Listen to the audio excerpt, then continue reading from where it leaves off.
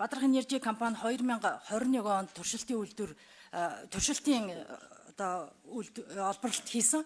За тэгэхээр энэ олборлолтын байгаль орчин нөлөөлөх байдлын үнэлгээг 2015 онд бол хийгээд 21 онд нэмэлт тодтгол хийсэн байгаа.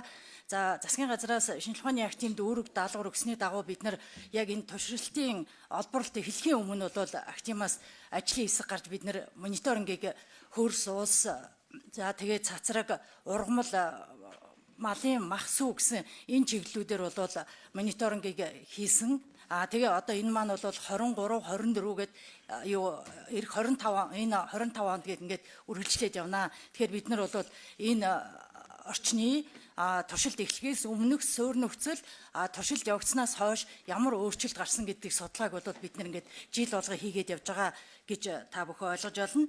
За тэгэхээр ер нь бол бид нар газрын доорх ус бол хамгийн их одоо яригдж байгаа эмзэг сэдв байгаа. Тэгэхээр бид нар энэ судалгаагаа бол газрын доорх усны судалгааг дөрвөн түвшинд бол хийсэн байгаа.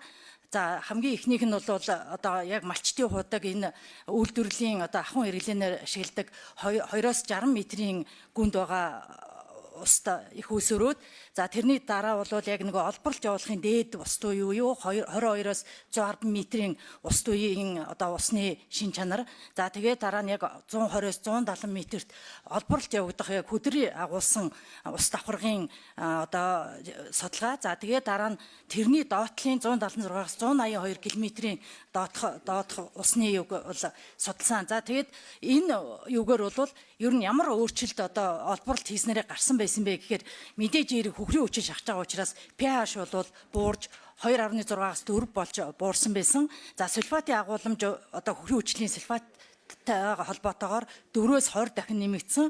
За мөн одоо лантан, нитрий, никель одоо кобальт хүнцэл гэсэн юм хөхрийн хүчилд уусдаг элементүүдийн агуулмж бас нэмэгдсэн байсан. Мэдээж эрэг ураны агуулмж бол 12-оос 7300 дахин бол нэмэгдсэн ийм юунууд гарсан байгаа. Юу нэ?